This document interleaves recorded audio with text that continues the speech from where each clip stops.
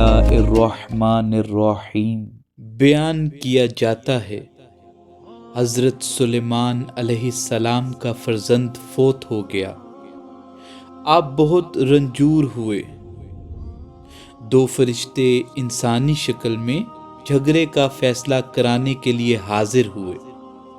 ایک نے کہا کہ میں نے زمین میں بیج ڈالا تھا اور دائیں بائیں کوئی راستہ نہ تھا، اس لیے میرے پاؤں میں آ گیا۔ حضرت سلیمان علیہ السلام نے فرمایا، تجھے معلوم نہ تھا کہ تو ایسی شاہراہ میں بیج ڈالتا ہے جو رستہ چلنے والوں سے خالی نہیں ہے۔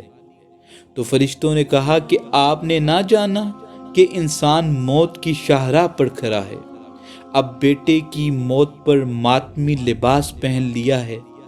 اس کے بعد حضرت سلیمان علیہ السلام نے توبہ استغفار کی۔